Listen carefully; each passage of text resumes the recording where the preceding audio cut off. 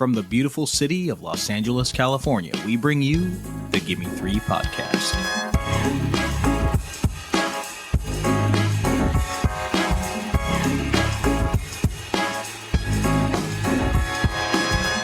Hello and welcome, cinephiles, cinema lovers, and movie appreciators to the Gimme Three podcast, the podcast where we pick three films connected by one theme. I'm Nicholas Ibarra. I'm joined as always by my esteemed co-host, Bella F. Stratus. Bella, the gang's back together. You know, I say I'm joined as always by Bella F. Stratus, except for the 3 weeks in a row where I was out and Bella was running the ship. But Bella, how the hell are you? It's funny. I do the same thing when I'm introducing. I'm good. It's so nice to be back together here on the podcast. You were missed dearly. So I'm really excited to chat some movies again. It's been too long. Far too long. And we're reuniting for quite the banger episode. Yeah.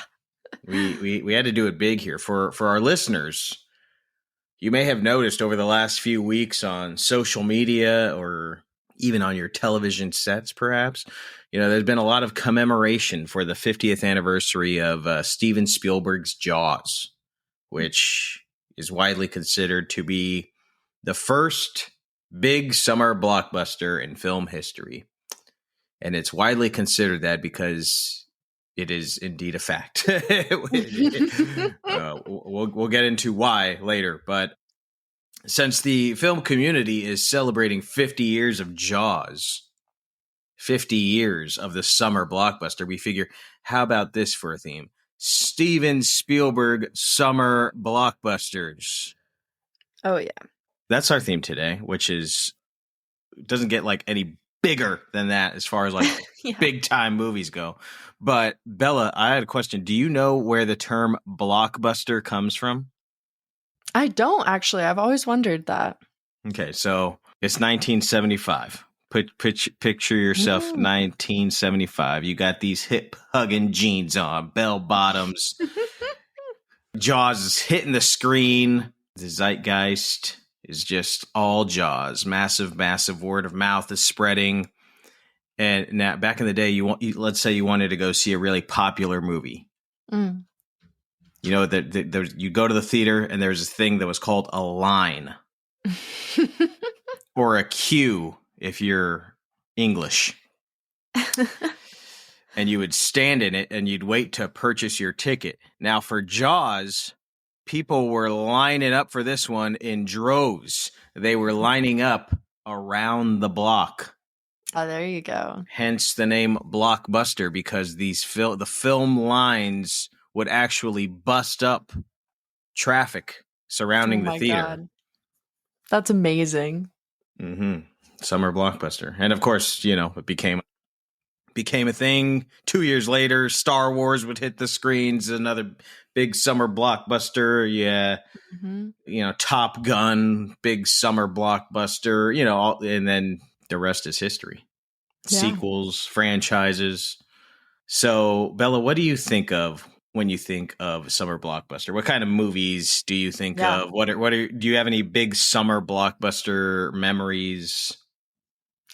I mean, the first one that comes to mind, which is very recent, which is kind of lame, but Barbenheimer. The Barbenheimer phenomenon was so wild because it was a double summer blockbuster. It was 2 summer blockbuster released on the same day.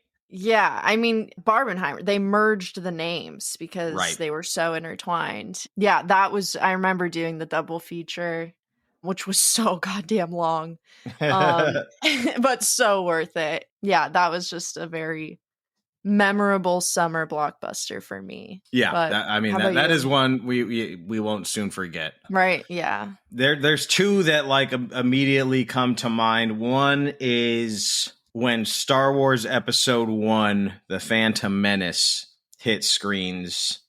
It was a big thing, and I was only 10 years old, so like I couldn't get in there the day of, but I remember driving by movie theaters and seeing the lines and being like having such FOMO. I think I saw it like the next day or something. I was able to get in there, but oh man, I remember just the anticipation and the wait, and you know, it was the first Star Wars movie, in over a decade. So it was, that was a big deal. And then the other one that I remember is the anticipation wasn't as high on this one, but I remember seeing The Dark Knight at midnight, opening night, right when it opened at midnight, and going with like all of my high school friends. And it was just like, I'll never forget seeing that in the theater and like that kicking off like summer blockbuster season with like all the friends, just because it was such a shot in the arm of adrenaline. So that is one that I'll always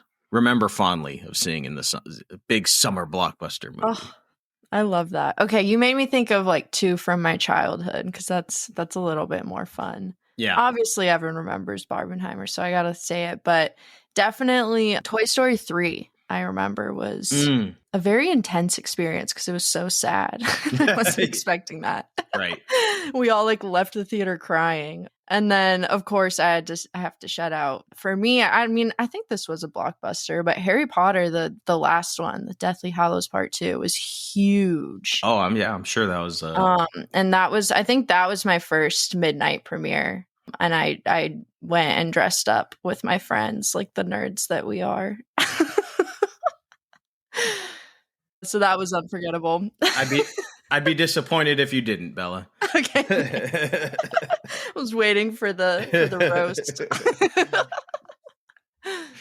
Well, right now what we're going to do is we're going to go back 50 years to the first ever summer blockbuster. And again, we'll get into the details of why and how it became a blockbuster in a bit. But we are starting with Jaws, celebrating its 50th birthday, directed by Steven Spielberg, written by Carl Gottlieb, I think I screwed up his name, and Peter Benchley, which is the screenplay is based off of Benchley's very successful novel, Jaws. And it stars Roy Schneider, Robert Shaw, and Richard Dreyfuss.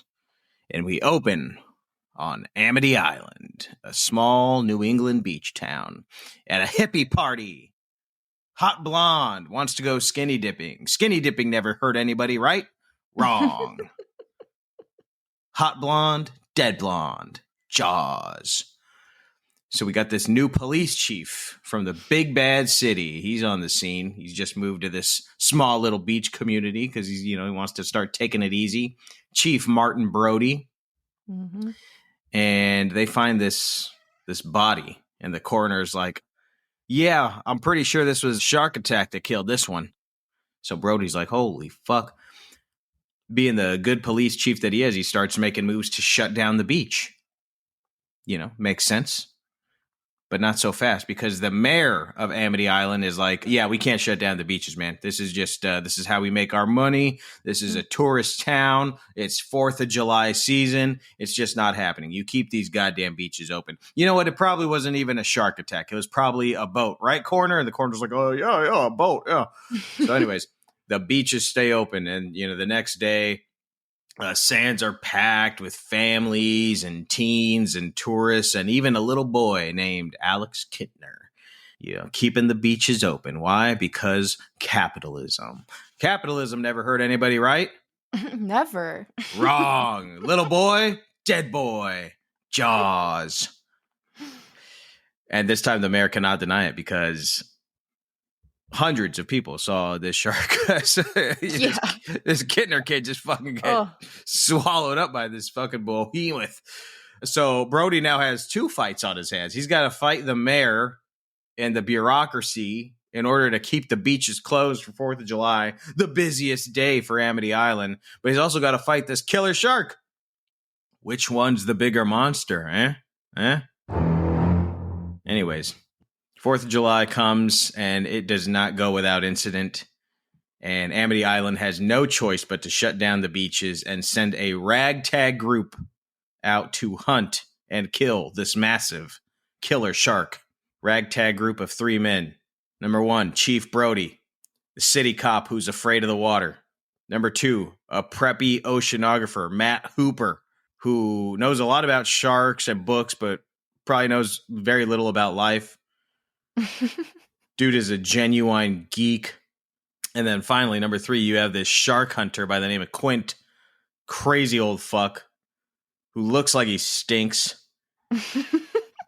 and has about like 3 different kinds of PTSD, and the different kinds of PTSD will sometimes like fight each other. It's like, dude, this guy's off his rails. These dudes could not be more different. But if they're going to catch this massive killer shark, they're going to have to exercise some teamwork and fast. Mm. Teamwork never hurt anybody, right? Right. Wrong.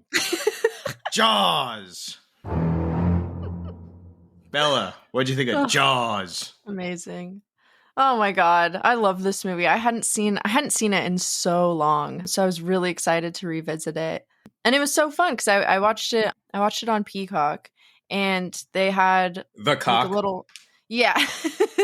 And they had a little intro from Steven Spielberg himself, kind of talking about his experience making the film and like a thank you to the viewers for watching it, which just really set the tone for our mission of like, let's go back and watch this with the purpose of making this podcast. So it got me really excited. And then after finishing it, I was like, this is just a masterpiece, and an accidental masterpiece, which is kind of funny. Right. It's pretty amazing to hear about how chaotic the production of this film was, because in my opinion, you'd never really know that from the outcome. I mean, obviously shooting in the fucking ocean was going to be a disaster, and like obviously it makes so much sense that this picture would cost way more than it set out to. But in my opinion, and everyone else's, it paid off in the end, and it's just a truly perfect and timeless film. I mean, I cannot believe that this movie is 50 years old. Doesn't register. Like, I don't think it feels like that, because it still has this, like, yeah, it just still has this like captivating energy from beginning to end. And I still even think the shark is still scary. And I know many will disagree with me and think I'm ridiculous. Maybe it's because I'm really, really scared of sharks, but Bruce still scares me to this day. Well, I think part of what makes Bruce so scary, and this is like what sometimes production woes can become a blessing in disguise. I think what makes Bruce so scary is how little you see him. Yeah. You know, agreed. There's that time-honored tradition or theory approach for monster movies or alien movies where it's like the less you see of the monster, the scarier it is. And of course, Steven Spielberg initially wanted to show Bruce the shark way more, but because it kept malfunctioning and the salt water kept fucking it up, they had to like find creative ways to like get around showing the shark. Kind of like what we were talking about a few weeks ago when we had Max on and we were talking about Kevin Smith films, and we were talking about Clerks and how because they had to shoot it at night, they're like, let's just keep the shutters down and we'll find a creative way for us to get around the shutters, you know, being closed all the time.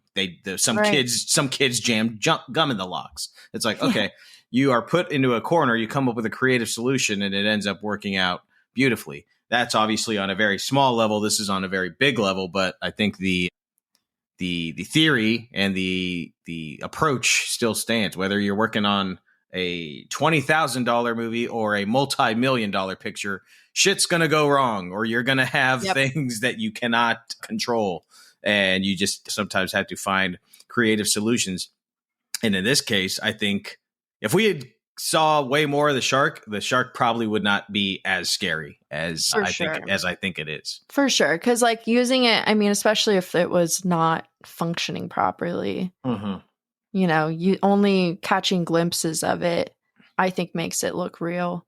And then it was brilliant to like, you know, because there are certain points in the film where I was like, that's a real shark. Like that is a real shark. And I was kind of freaking out for a little bit because I had to go and look it up after, and I didn't know that they actually did go and got some footage of some great whites, which is fucking insane. Could never be me.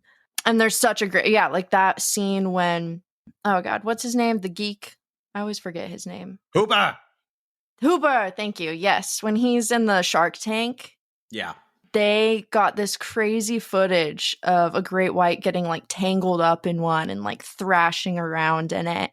And it was so good that they decided, all right, let's put that in the movie. Because I think initially they were going to have Hooper die in that scene. He was going to get eaten. But because that shot, you can't see anyone in the tank, obviously, because there's no one in the actual great white shark tank. They were like, okay, well, let's have him escape because we have to use this footage. It just looks so crazy. Yeah. And I'm so glad they did, because that one shot is another, like, I think, like, milestone, if you will, like, for lack of a better word, in the film that makes the shark even scarier, because you're like, that's real. Right. And he's just fucking tearing up that steel cage. Oh, God. It makes my toes curl. It's so scary. As you mentioned, production was a total disaster. Yeah. Months over schedule. Went way over budget. Shark wasn't working. But I'm going to talk about why this was the first summer blockbuster. Just some history on the release of this picture and why it changed the film industry forever and the way that movies were released. You know, despite all the production mayhem, you know, they got the movie done and Universal was like, okay, this is pretty good.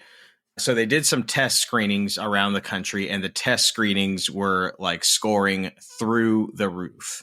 And with each test screening, like, anticipation was growing, and Universal's like, okay, I think we got something. The amazing test screening combined with the popularity of the book, because the novel was also really, really popular, Universal decided they were going to go big on this release. And they did a few things that were kind of unprecedented. One, overall, they spent $1.8 million on the marketing, which seems like a little bit now, but at the time it was astronomical. They spent $700,000 on national TV spot ads, which I think TV spot ads were a thing in the 60s and 70s, but they were flooding primetime television with these TV spots, which was rare. The big reason, or the big, like, shift was the theatrical run. Because back in the day, the way it worked was most films, with the exception of a few, would be released in a few big cities, basically. What we would call now a limited release. You know, that's how almost every movie was released. You released it in LA, New York, Chicago, you know, maybe a couple others. And you'd let the film critics see it. You'd pray for some good reviews. You'd let the fans, the moviegoers see it. You'd pray for some good word of mouth. And then you would slowly, the studios would start shipping prints across the country, depending on how the box office was at these big cities. Like, if it was doing well and got good reviews and it was traveling to the inside of the country, then they would send out more prints. If it didn't do too well, they would send out less prints across the country. And that's kind of how it would roll out. So a movie would be in theaters for, you know, across the country for like 8 months to a year at a time because of just this process. So with Jaws, they wanted to open wide and they wanted to open big, much like the mouth of that killer shark, you know. And they did, and it worked. On June 20th, 1975, Jaws opened in North America to 464 screens. Again, now you're just like, there's not that many. But at the time, that was a lot.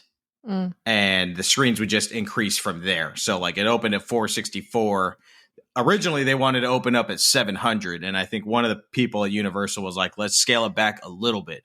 He said, like, I don't want people in Palm Springs to be able to see it in Palm Springs. I want people in Palm Springs to have to drive to LA to see it. And that's going to, like, create even more buzz and all this kind of stuff. So anyways, it would eventually go up to, like, I think 700, 900 screens by the end of its run. The film spent 14 consecutive weeks as the number one film in the United States. Oh my God. So that's insane. Yeah.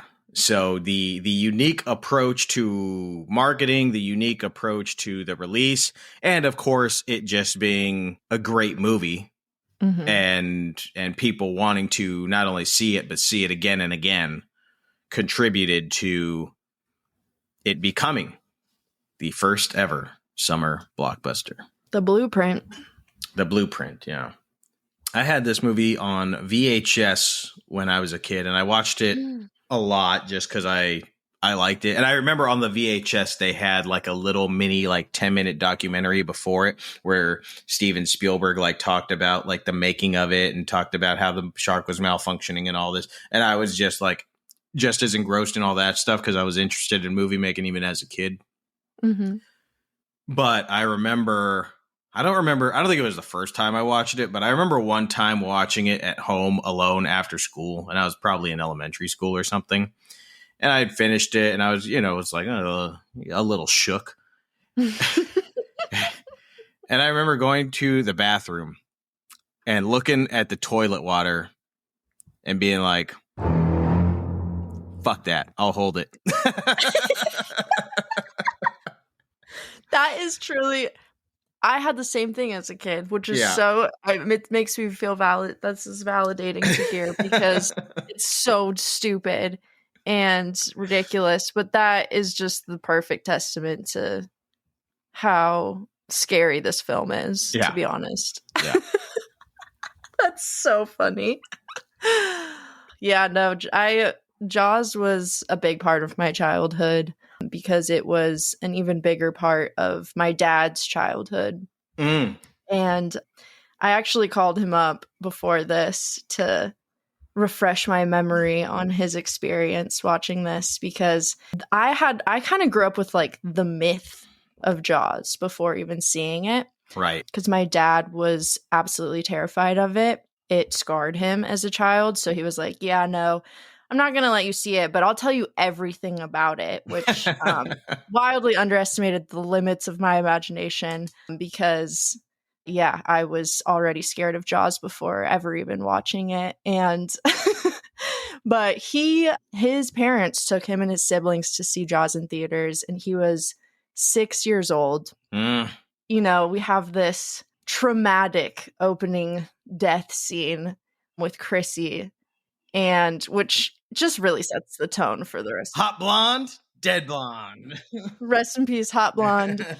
I mean, you know, it's such a great intro. It's like this, what should be a peaceful, romantic, beautiful midnight swim ends up being this like brutal midnight snack for Bruce. And Chrissy's screams of like, I don't want to die, I don't want to die, God help me. That is something that haunts me to this day. Like that scene is just so disturbing. So I can only imagine being 6 years old seeing that in theaters. And my dad said after that scene, he was like, yeah, I've had enough. And he begged his mom to leave the theater, but she ended up watching the rest of the movie through like the crack of the theater doors because she really wanted to see it. But he was like, I'm not going back in there.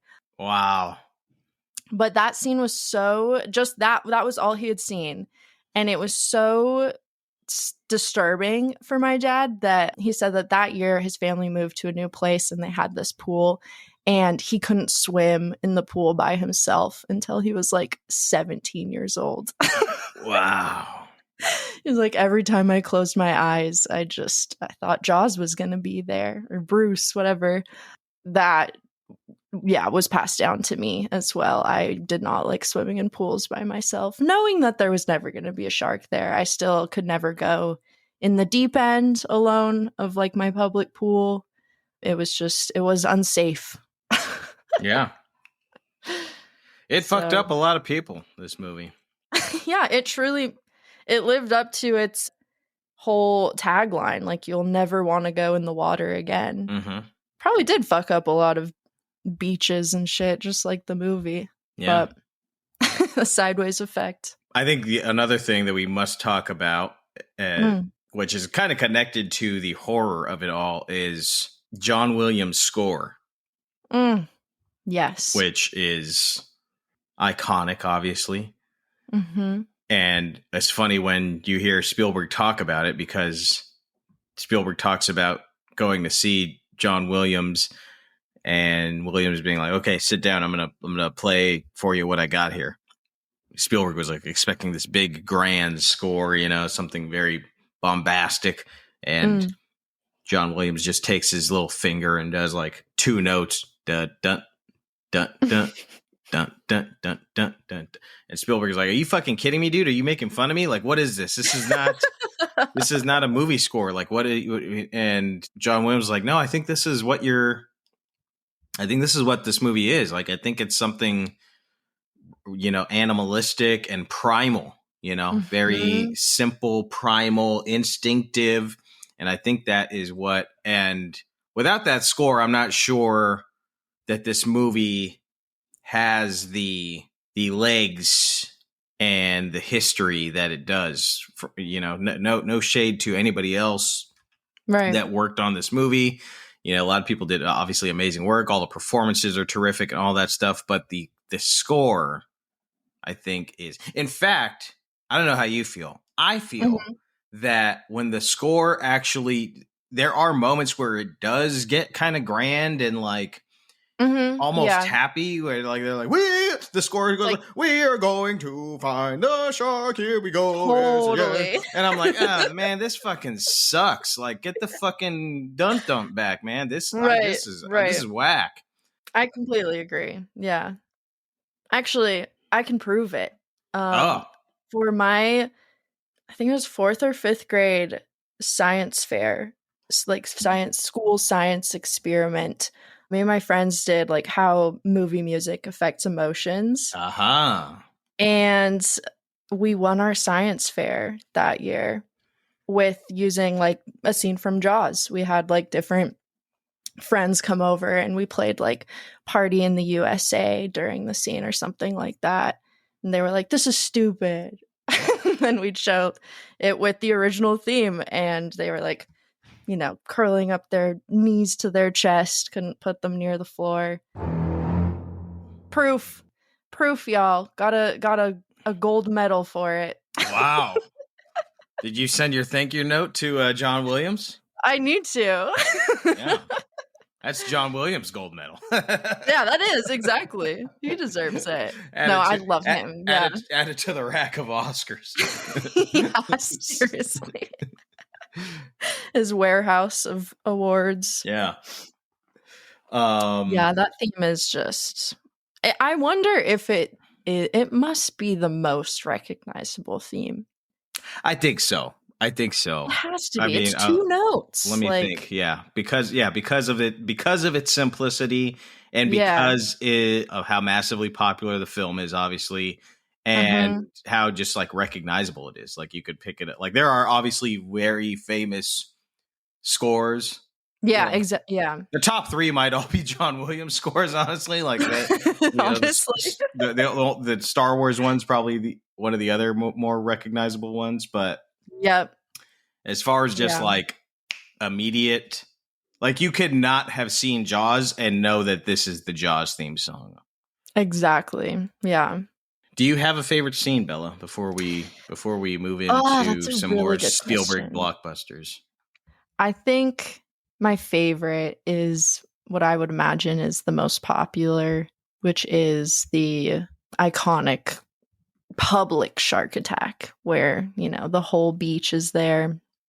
The sheriff and the mayor, they already know what's going on, but it's a sunny, beautiful, perfect day at the beach. And yet you're just filled with dread. Anyone who even goes near the water is a potential victim. Like no one is safe and you're just watching all of it unfold. And then you've got Brody just watching the water and swimmers like a hawk, just like waiting for something awful to happen. So you feel his dread as well. But I think the way that scene is edited is just brilliant. Like going back and forth with the straight on angle of like the straight on shot of Brody to his POV of the beach. And I noticed this time that each cut happens when someone walks by the camera. So like sometimes it cuts to like a closer or further shot from Brody, or sometimes it's switching, and it just builds the suspense and the tension of the scene so perfectly. And then it cuts to that underwater POV going straight for the little kid's legs, which is just absolutely diabolical. Like that alone makes my toes curl. And then the final, that wide shot of the shark itself coming up and chomping that kid. Yeah. And all the blood filling the water. I mean, and then of course the iconic dolly zoom. It's just all of it. Everything, every beat leading up to that I think it's just perfect. And it is the most memorable for me. It just is. It's so shocking and horrific. For a long time, that was my favorite scene also because it is so memorable. And yeah, that dolly zoom, that Hitchcock zoom is just like one of the images that always, when I think of Jaws, there's like two images that come to my mind is Brody chucking Chud out the boat and the shark popping up. You heard him. Slow ahead.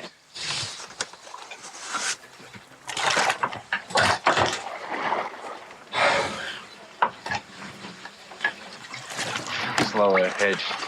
I can go slow ahead. Come on down and chum some of this shit.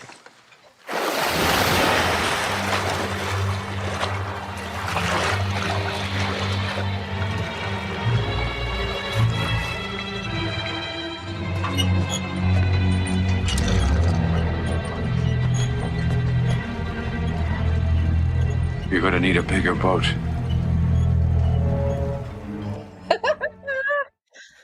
Oh, so good. And then the second image is that dolly zoom. So those are like the two.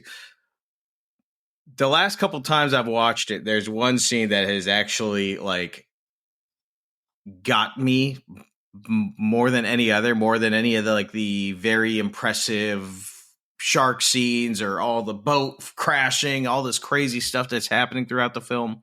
And it's a scene where Brody is just sitting at his dinner table, and he's totally overwhelmed, and he's sitting with his youngest son.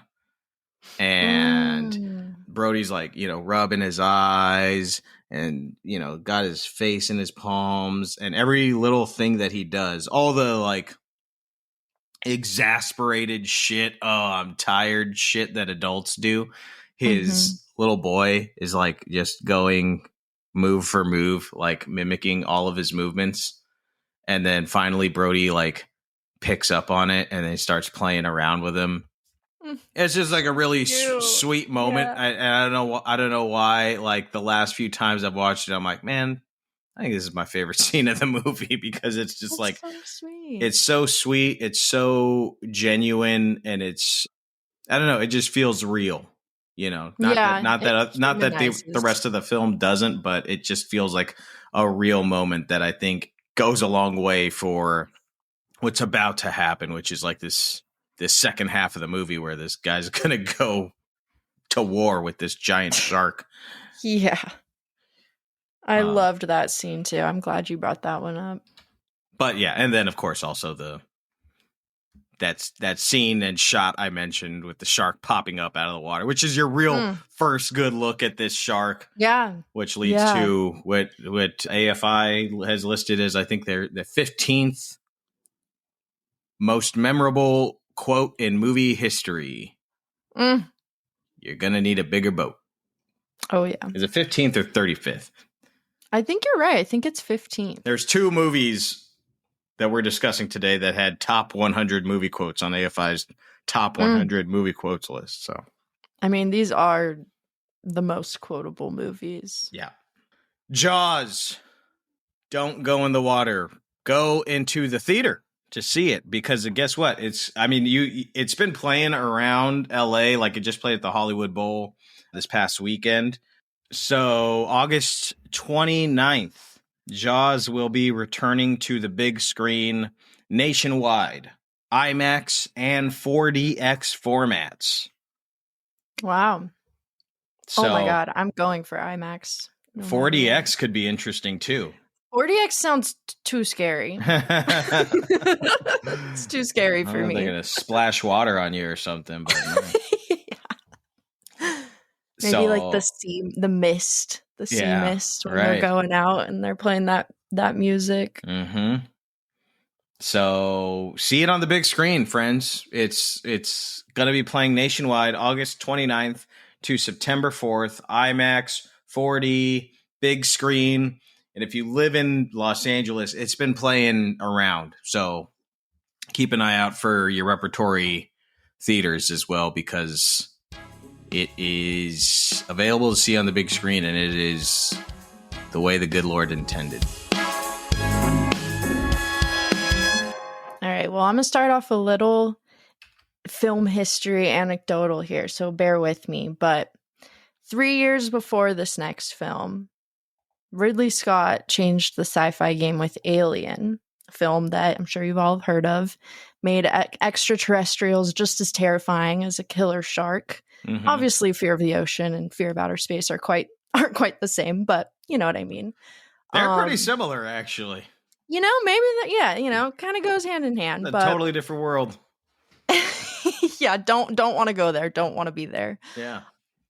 So Alien was a pretty genre-defining film of its era, and I would imagine made it difficult to think of aliens as anything other than horrifying.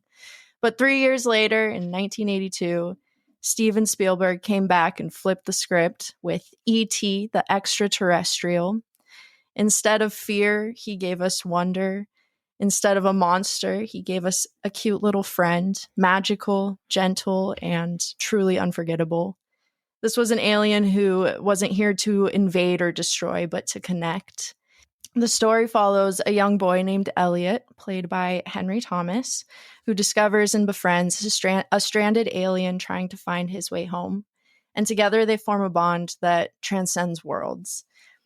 When the government starts to close in, searching for little E.T., Elliot has to team up with his siblings, played by Robert McNaughton and the cutest little baby Drew Barrymore. And they even recruit their neighborhood biker gang to protect E.T. and help him phone home. So for some background, E.T. was inspired by Spielberg's imaginary alien friend that he had created as a kid after his parents had divorced.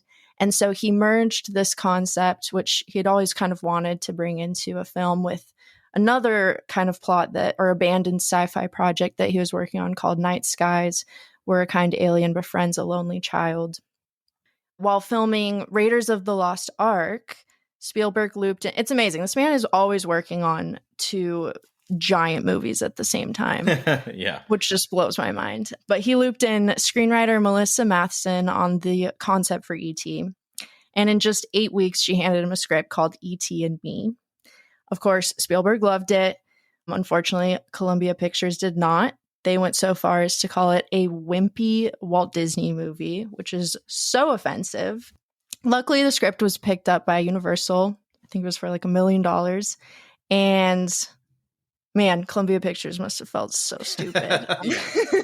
Instant phenomenon. This film overtook Star Wars and held the title of the highest grossing film of all time until Spielberg's next creation, which we'll talk about later, in 1993. But E.T. went on to win 4 Oscars. And to this day, I think it's safe to say it's one of the most timeless and influential films ever made. It is also very much so a very personal film for me, and definitely in my top 10 favorites of all time. Wow. But overall, E.T. is just a truly beautiful story of friendship, of family, and the kind of childhood magic that you just can't forget. So, Nick, what are your thoughts on E.T. the Extra-Terrestrial? Yeah, I really love it. It is, I think there is a whole bunch of personal stuff that not for me, but for Spielberg, that's clearly in this movie that works in ways that I don't understand, or maybe he can't even fully verbalize.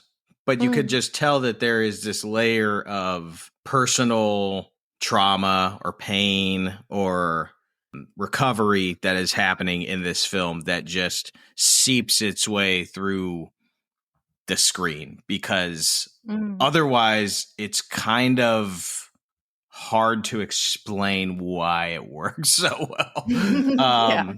But one thing I'll just say is just like the opening sequence. When rewatching it, I was just like, my God, look at this opening sequence.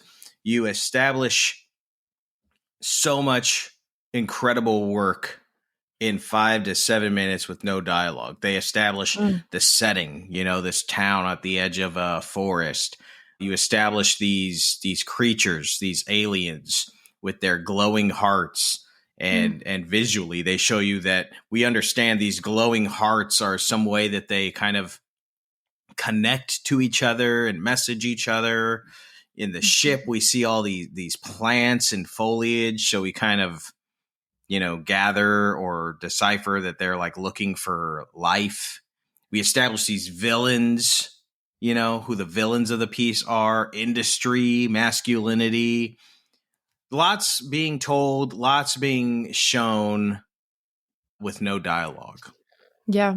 And all of this, again, is established in 5 to 7 minutes. So it's just like immediately okay, A, you're in the hands of a master, and B, that he is cooking.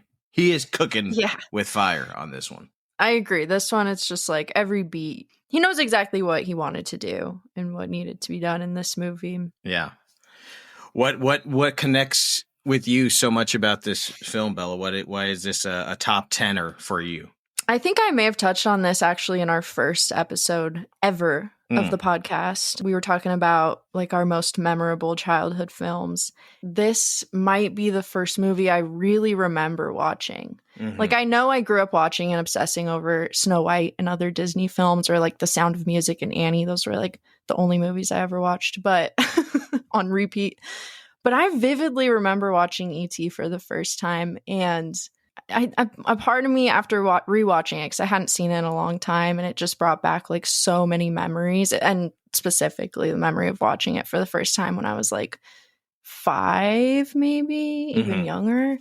I watched it with my mom, and the beginning scared the living shit out of me. I was terrified of E.T. at first, but then fell in love with him, just like the kids in the film. And by the end, I was sobbing like hysterically with my mom. I just remember like bawling my eyes out, and my dad came home, and towards the end of the film, peak like trauma scene, to be honest. Right. And he's like, what the hell is going on here? Like, we're both just, my mom and I are both just sobbing, like holding each other, drowning in tears. It's just so good. Yeah, I just felt like on top of like that experience of like a movie moving me so much and like connecting so deeply with this alien and even like Elliot and the kids. On top of that, like this movie was just pure magic. Like I remember every beat and every detail just blew my mind. And then of course I have to mention like the music, because John Williams, John Williams basically wrote the soundtrack or score to my childhood between this and Harry Potter and Star Wars. Did he do Harry Potter too? Jesus Christ. Yeah. Yeah. So his music's very ingrained. This man is rich. I'm going to go ahead and go out on a limb and say this man has made a little bit of money. I think it's safe to assume that. Not only like bangers, but entire franchises. Yeah. But yeah, so I honestly, I attribute this movie to the film that made me a cinephile, I think, because it was something different than just like, it's a family movie, but I don't know if I would say this is like a kid's movie. I think you can still get so much out of it as an adult. And not that you can't with children's movies, but you know what I mean. Yeah, it had a visceral, emotional impact on you. You felt intensely. I was the third in the like connection of Elliot and E.T. Like I was feeling what they were feeling, and then I attribute this movie to like my love for movie music as well, because I think the music in this movie, there's already so much emotion, but kind of what we were talking about with Jaws, the music takes it up to a different level. Yeah, and then rewatching it for this episode, I was like, oh, I'm not allowed to watch this with anyone else, because I was just a puddle of tears. It was embarrassing. Yeah, of the 3 scores that we're talking about, I know I talked about how much I love the simplicity of the Jaws score, but I think this score is my favorite of the 3 that we're discussing, just because it is so beautiful, and it is so like, it's just soaring. It's like classical music level fucking genius. Come. Stay.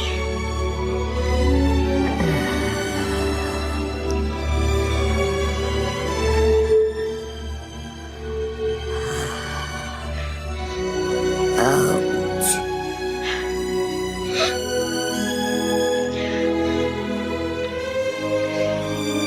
So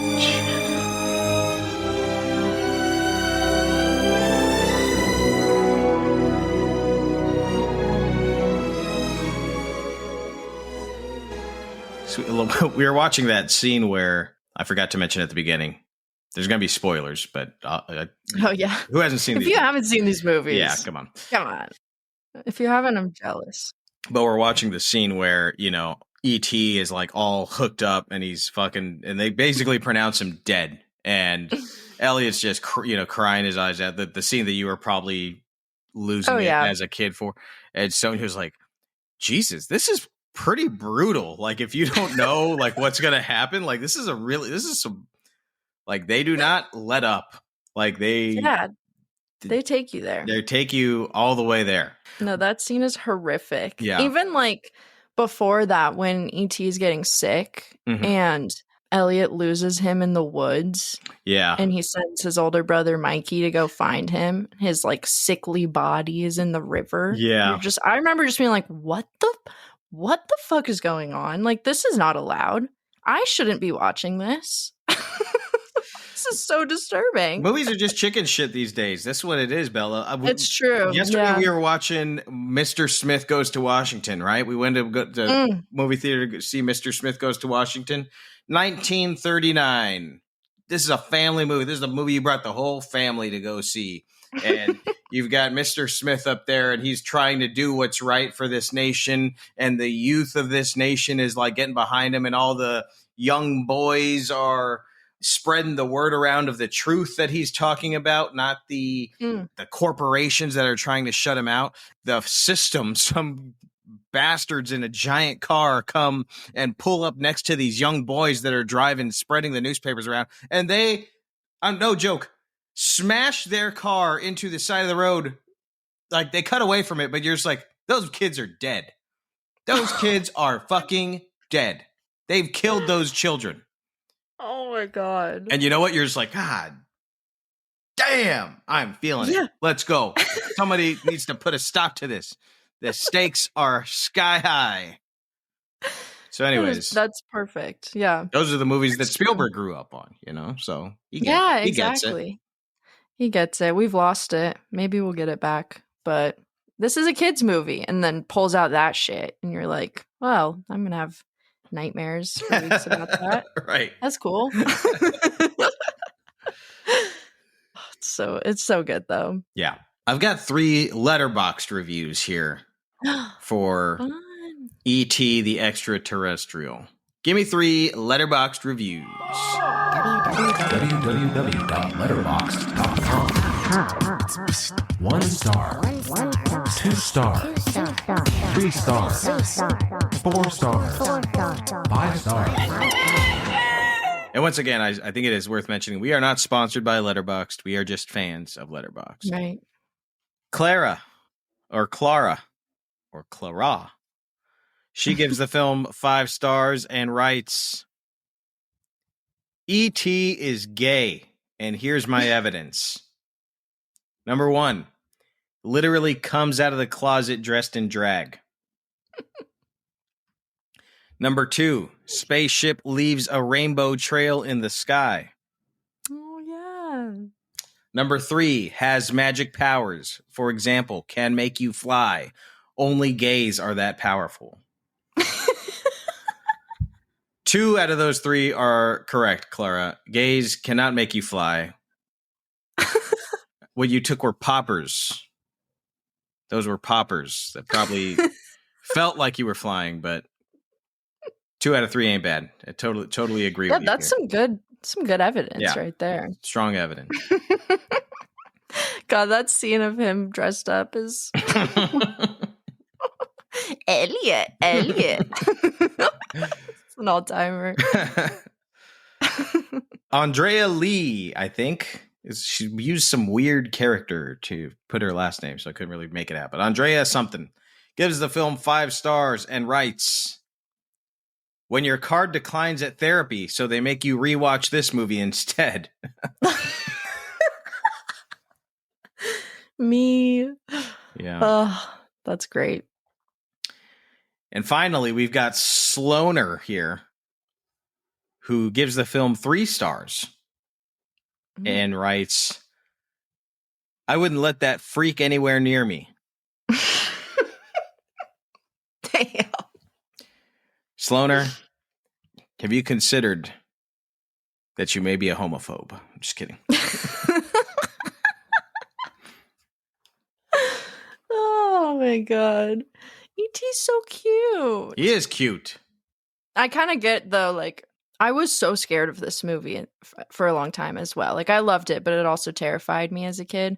When Elliot is sleeping outside, waiting to, like, find him, and you finally see the full E.T., but it's just a silhouette, and he's, like, inching closer and closer, and Elliot's like, Yeah.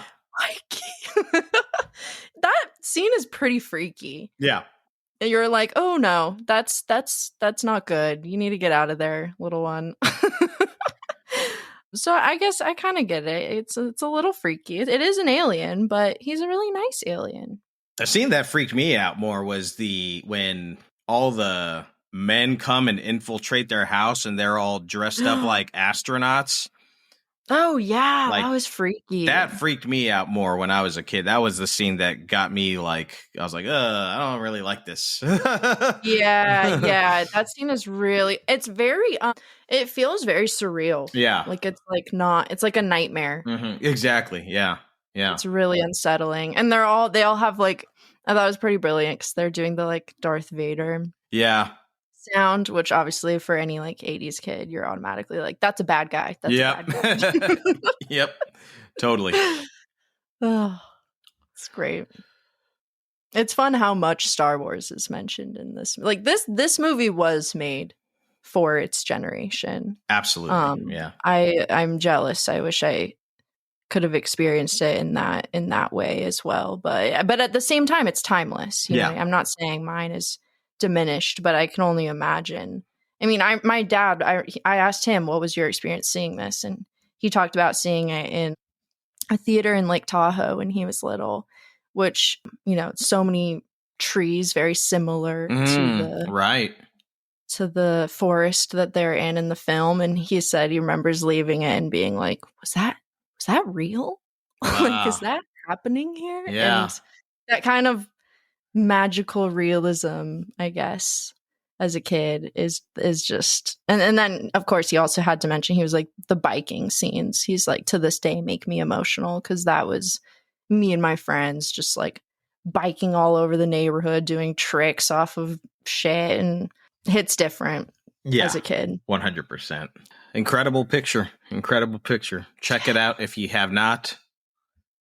Where it's streaming, who knows?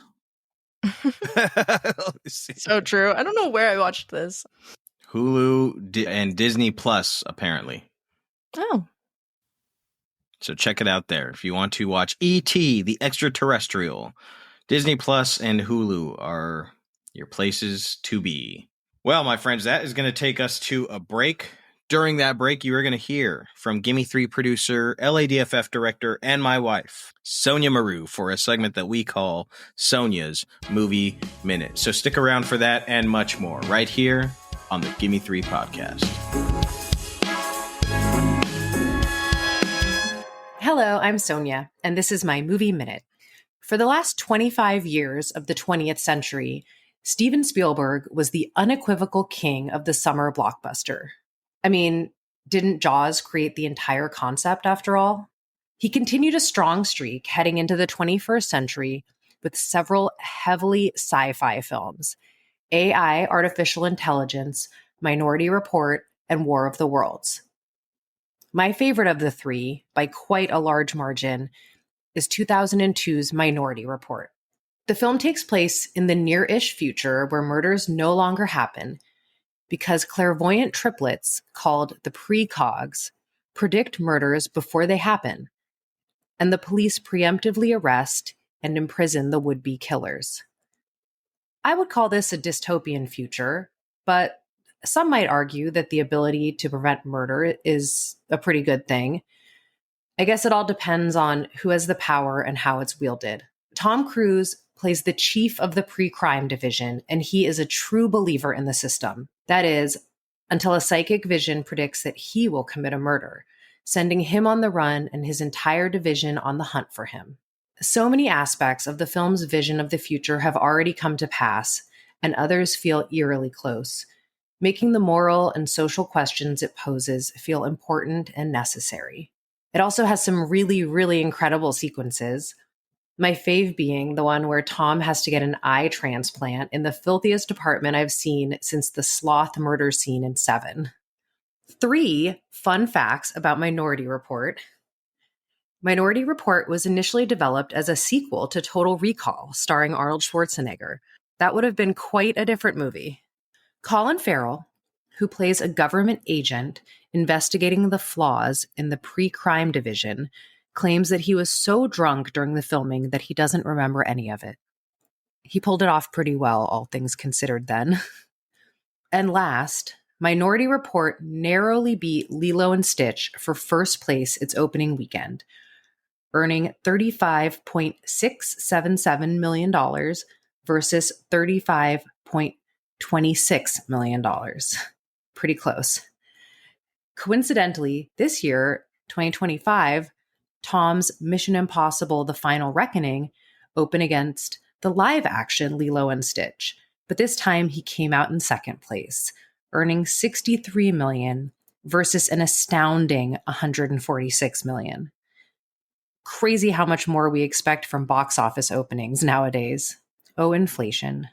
If you haven't seen Spielberg's trio of 21st century summer sci-fi blockbusters, I highly recommend AI and Minority Report. Though, watch War of the Worlds at your own risk.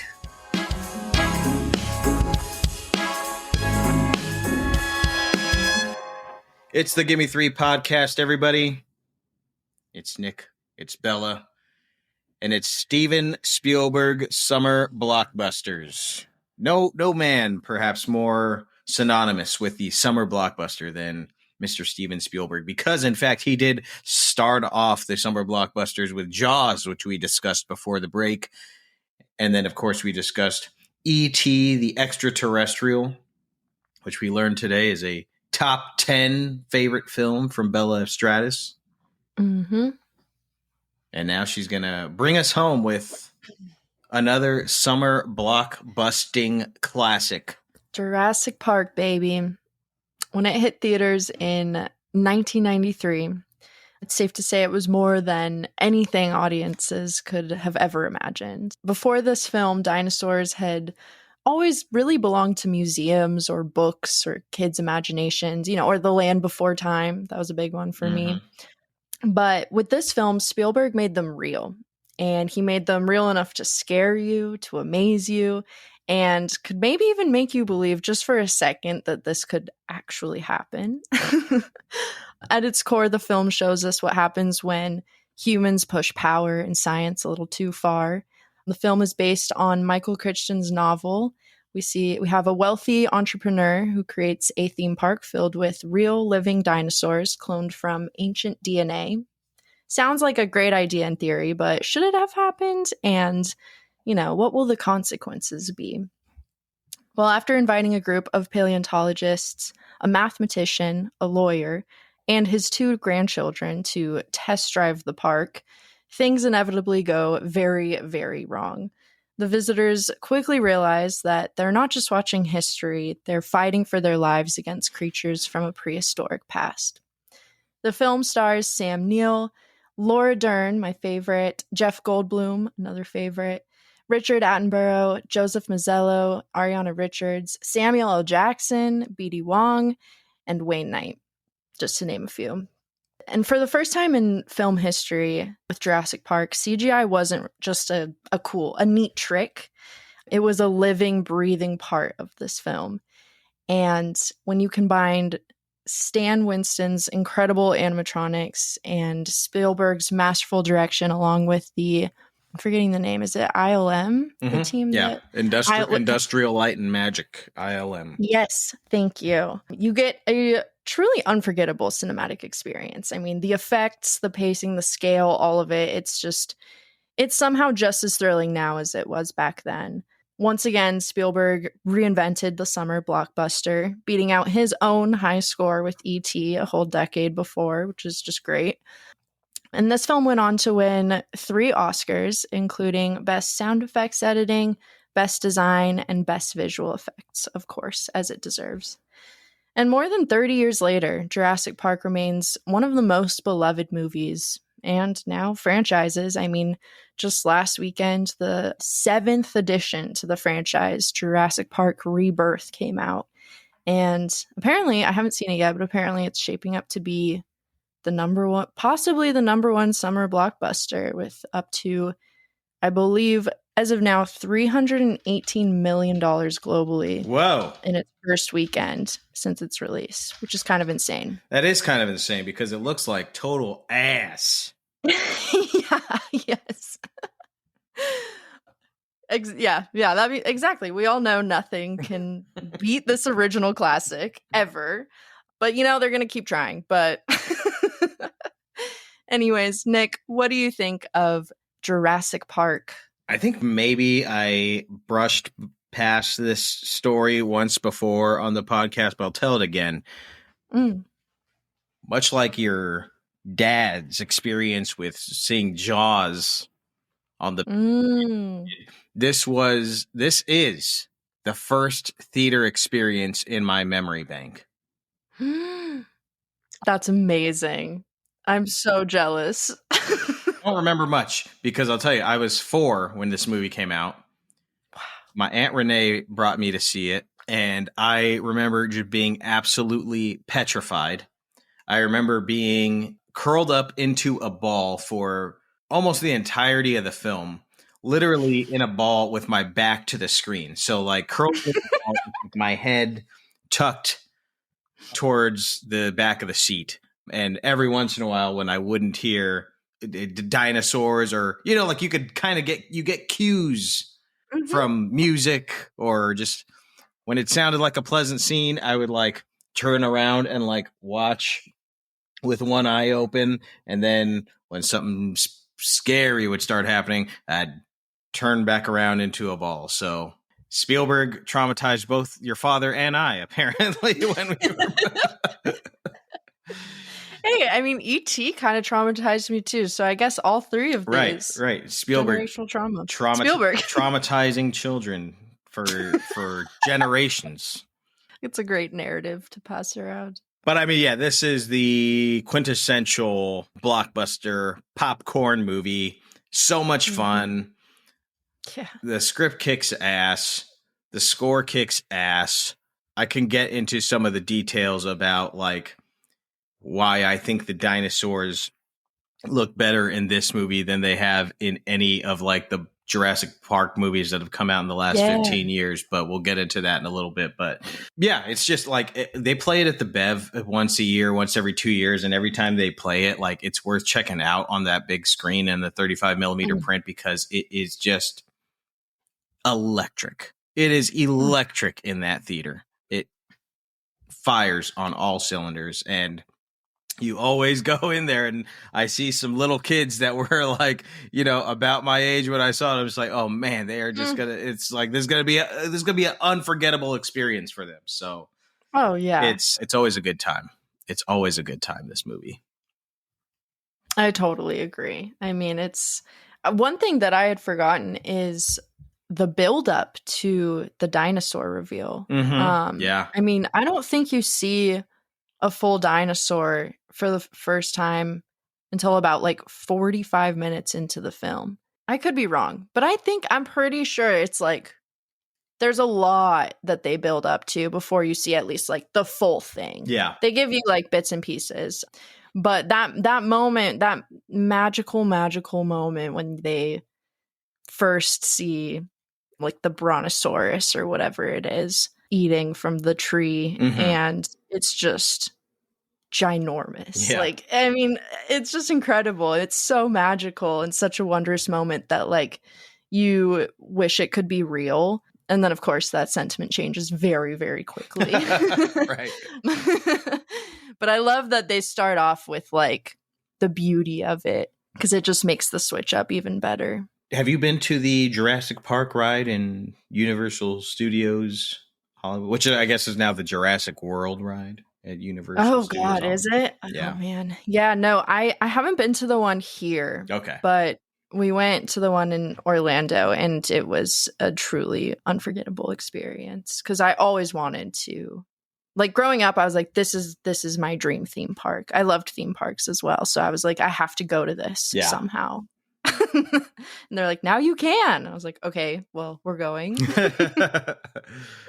should check out the one here. It's pretty rad. And I mean, it's obviously smaller than the one in Orlando because where it's actually connected to a working studio backlot. So yeah, well, that's cool. But you go on the tour. The one thing that this has that the Orlando one doesn't have is the Universal tour where you can actually go see where they shot some of this stuff.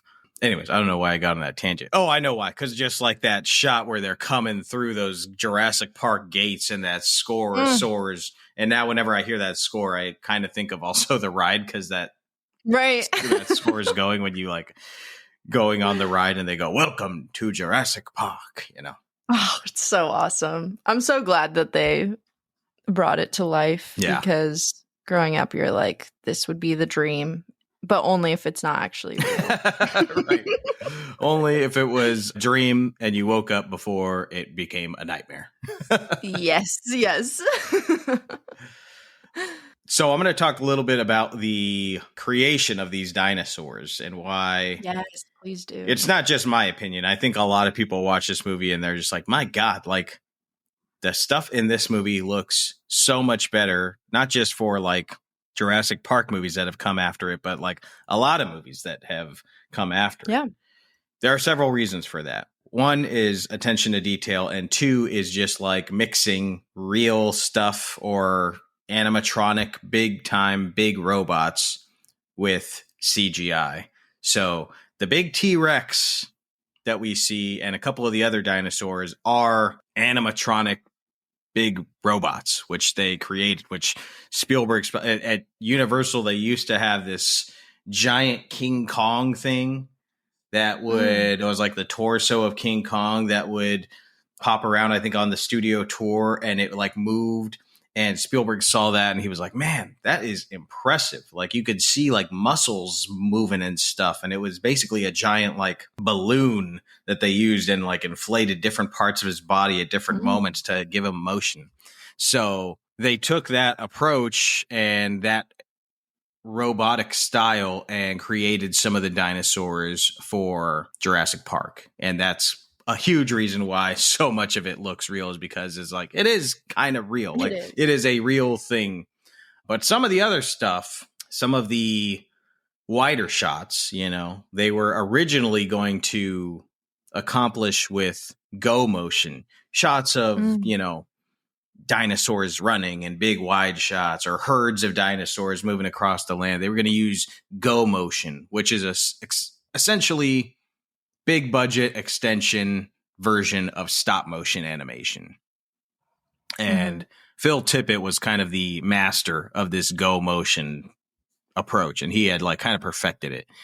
And so he was making all these go motion dinosaurs, and Spielberg would bring the test footage home and kind of look at it and show it to his kids, and his kids were blown away and they're like, wow, that's a real dinosaur, unbelievable.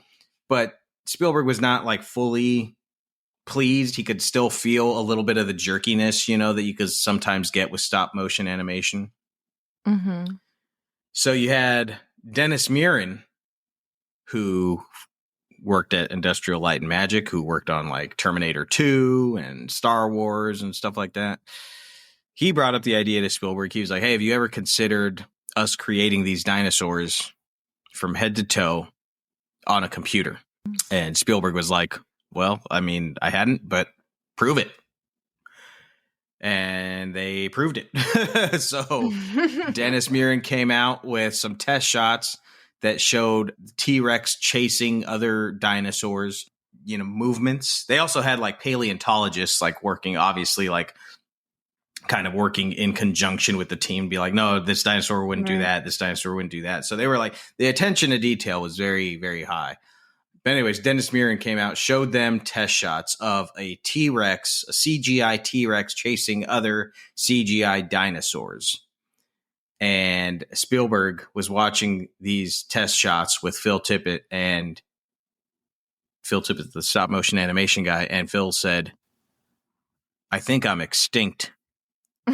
and Spielberg was like, you know what, I'm using that line, and that line gets used in the movie as Malcolm says to Grant, "I think we're out of a job." And Grant says, "I think you mean extinct."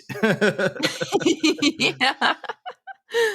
Oh, that's amazing. So I think that is why so much of the dinosaur work in this looks good, is because A, it's a blend of mediums and styles, and B, even the CGI, they were studying and using Phil Tippett's work from the go motion work that he was doing, even though they didn't use that stop motion work. I think some of that stop motion work, which was like literally moving it and centimeter at a time, inch by inch, that kind of like helped the muscle movement, which makes it look so real, and the skin textures and how it all works. It's just, long story short, more time and more attention to detail.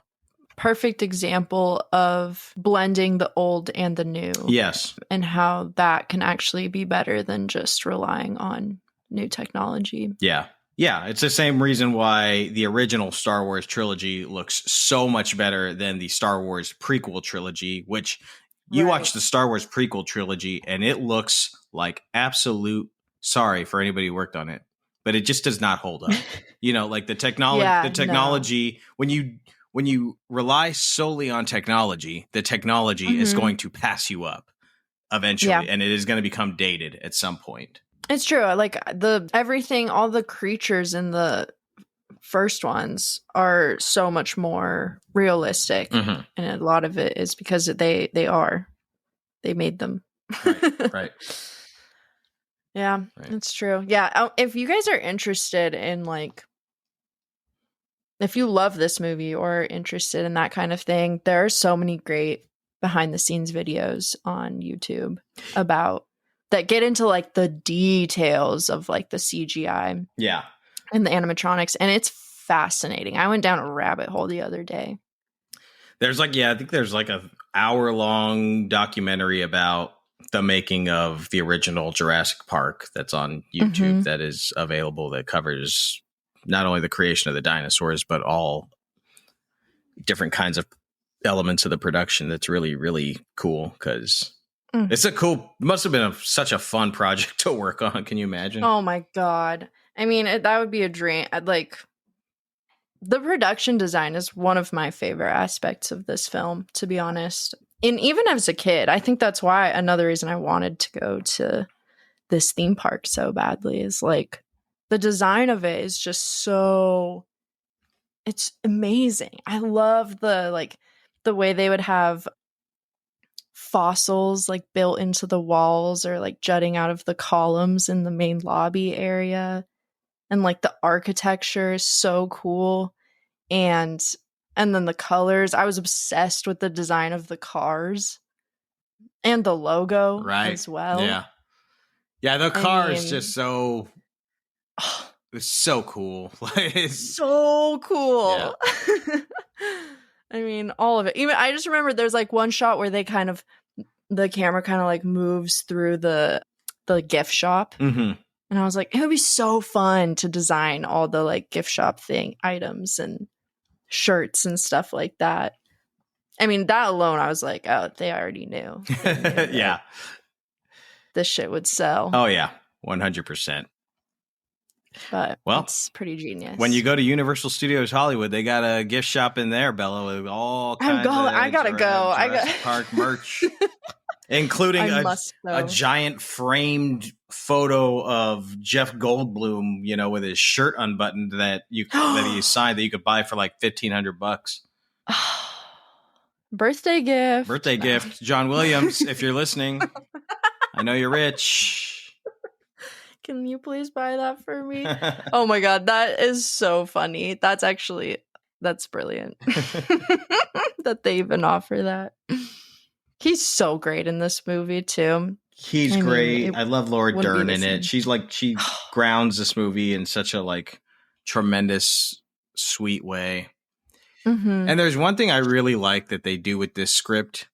Nedry, played by Wayne Knight, who's the cause of so much of this mayhem and chaos. Yeah, with his greed. We learn early on, I think even before we meet our heroes, that this is the guy who's kind of up to no good. And he's, making this deal, and he's going to be fucking with everybody's shit. Yeah. Twists at the end of films, I think, are cool from time to time. But in this instance, letting the audience in on Nedry being the punk is brilliant. Because, from time to time, there's a case to be made about letting audiences know something that your main characters don't know. It makes them feel like they're one up, and they can kind of like gives them that like shout at the screen, like, no, don't do that. You're going to get screwed. Right. That kind of energy, which is, needed, especially in a movie like this. But also, could you imagine if like a surprise reveal or a surprise twist of who fucked this whole thing up would be Nedry at the end? Like, it'd be like, who is that? It'd be kind of ridiculous. It'd be like, the fat guy? Yeah, literally. Like, who? The guy that I don't even know his name, who's just annoying. Right. Yeah. He's great. Yeah, you're absolutely spot on. The setup of that is so great, especially because when his time comes, which is such an iconic scene as well, you're so, at least for me, I'm like, yes, dinosaur, get his ass. Like, let's go. But then you're also like, but we need him to fix the park. Right. So it's such a great kind of like contrast of emotions there. Yeah, great character. Yeah. So many great characters in this. Yeah, Laura Dern is my favorite. I think she also has my favorite scene of her racing to the fuse boxes, kind of, to like turn on all the power. Yeah. And that like all the forest around her is the velociraptors ready to pounce.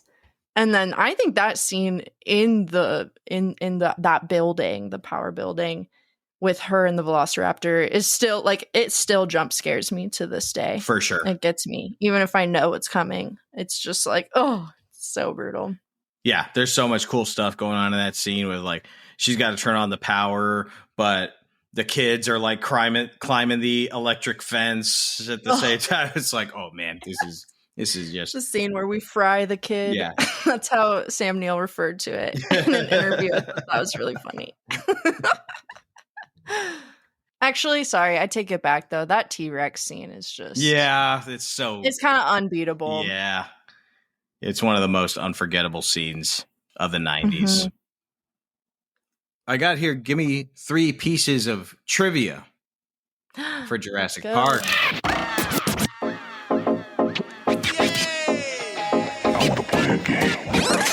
want to play a game. Number 1 piece of trivia. After this movie was released in 1993, as you can imagine, interest in paleontology, which had been waning, during the atomic age. You got the space race, all this kind of stuff. But according to Dr. Nate Smith of the Natural History Museum's Dinosaur Institute, Jurassic Park coming out generated a bunch of interest among young people that wanted to become paleontologists and get into the field. And as a result, numerous new dinosaur species have been discovered since then, at roughly the rate of 50 new discoveries per year, or about 1 Oh per my God. week. Yeah. 1 per week? That's on average.